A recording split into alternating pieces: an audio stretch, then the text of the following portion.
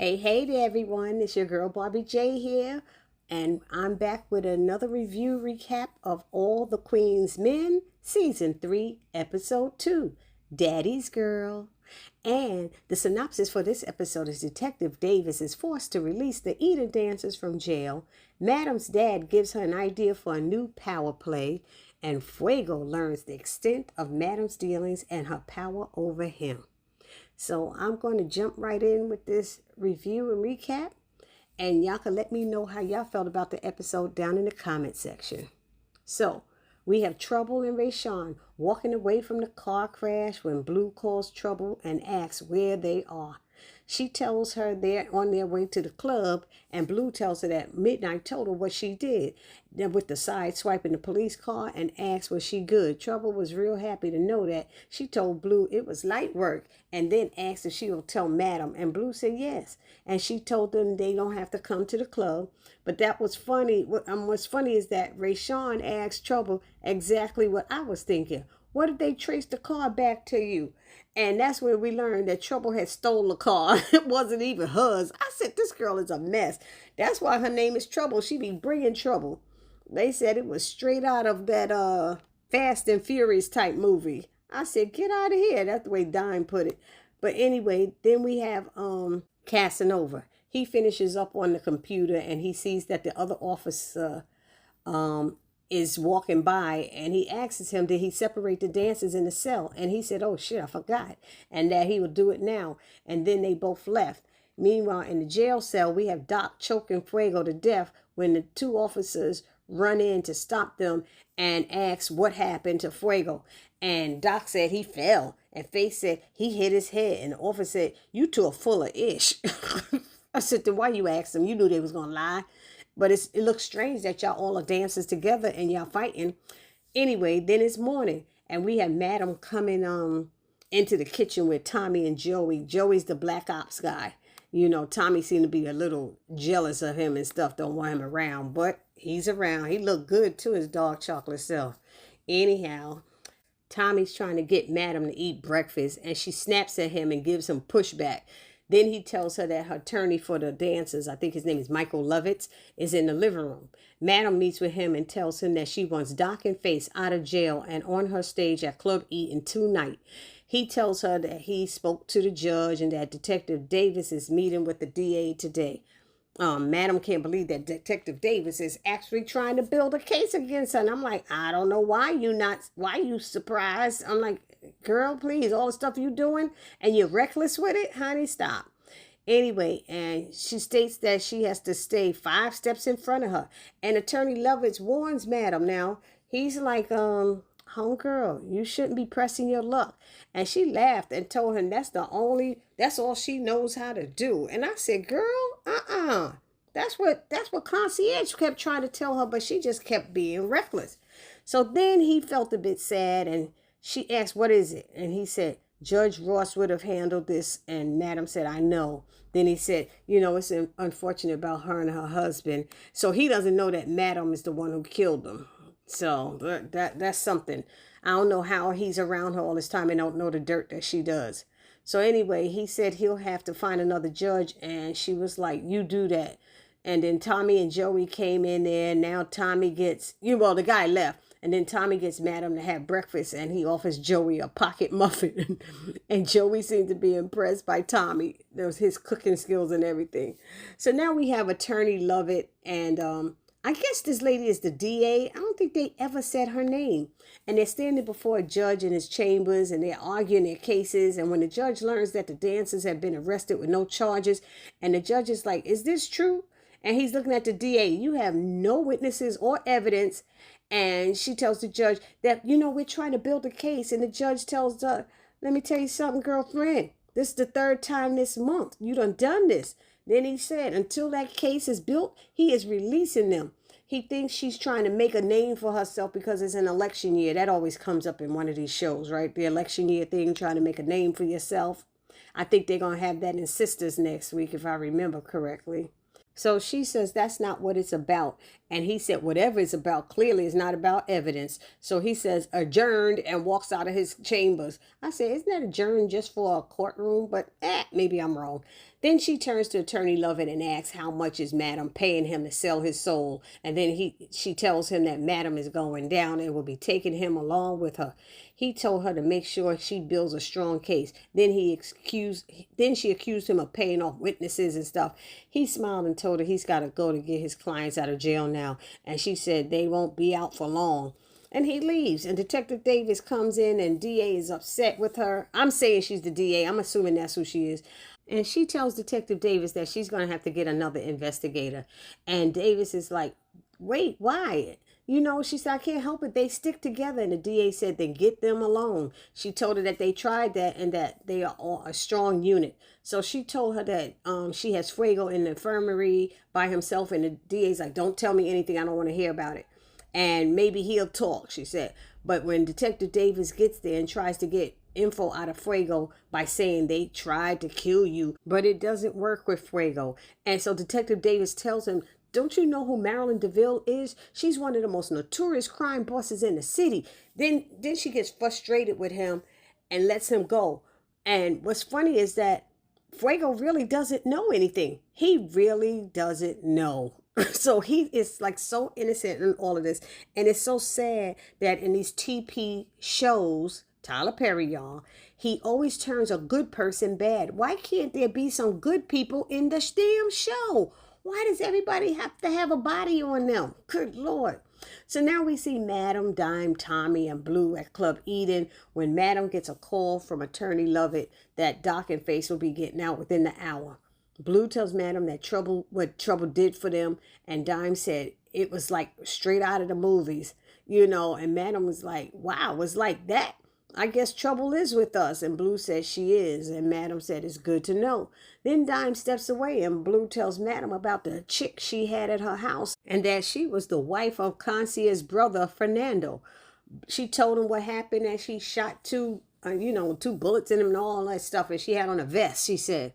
So Blue wants permission to go after him and get him back. And Madam said no, because she doesn't know where Concierge is right now. That's why she has all of this heat around here. And she's like, this nigga is MIA. And until she figures out where he is, she is to stand down.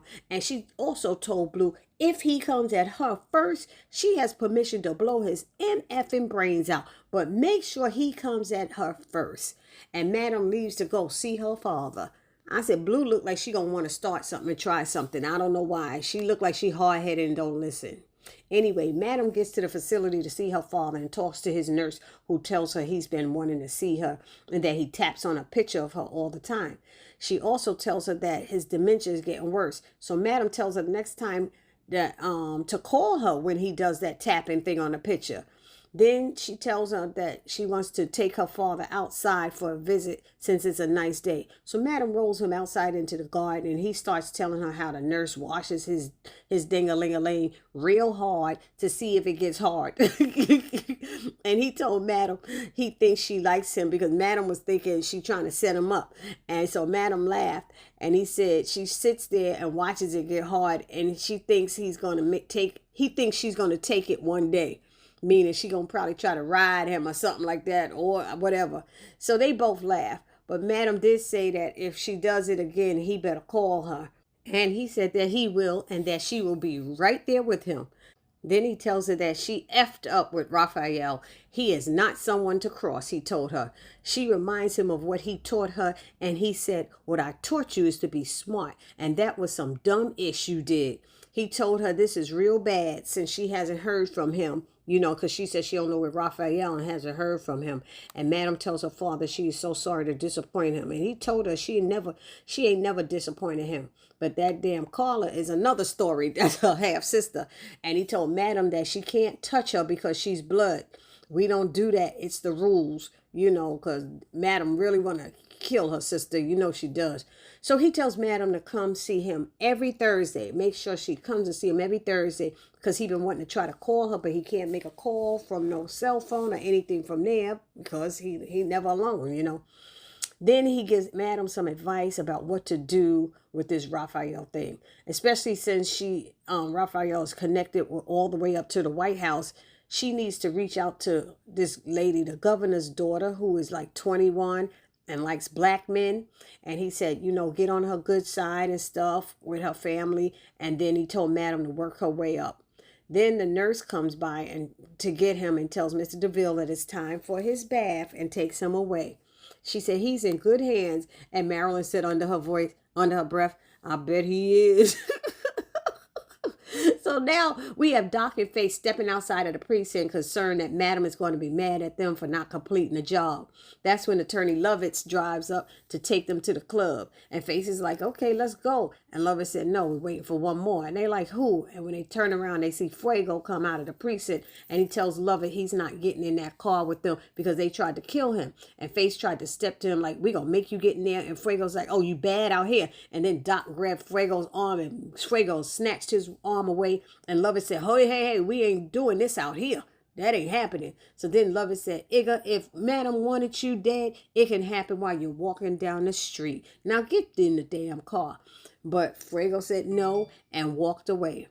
Next we have Fuego showing up to Amp's apartment asking for help and telling him what happened with Doc and Face. Then as he's telling what happened, he mentions Madam's name, and Amp hurry up and covers his mouth and told him to shut up and started searching him for a wire.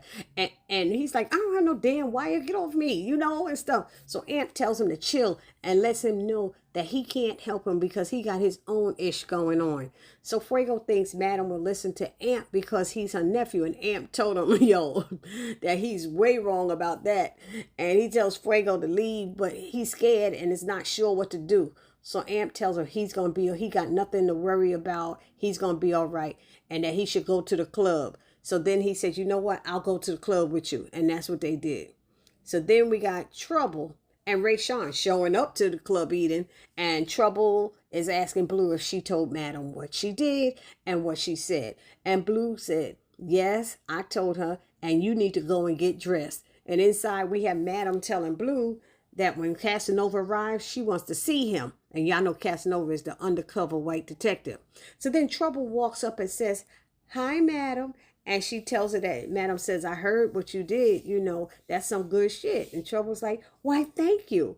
And Madam walks away while Trouble was still trying to say something else. And Blue said, the conversation is over. Go get dressed. So now we have Amp and Fuego. They showing up in the dressing room and they're looking at him. And Amp is like, what's up? Like, why y'all looking, And Doc is like, does Madam know he's here? Wasn't he supposed to get in the car with you, Doc? And Face, come on, to go to that club? Duh. Then Madam is like, he's fine. We better, be glad you weak-ass MFers couldn't get the job done. And she's looking at both of them. And I'm like, ooh, y'all both trying to be tough, but y'all couldn't even kill him. He put up a fight and he was fighting for his life. So Fuego is like, you did send them. And she said, well, you did go talk to the police.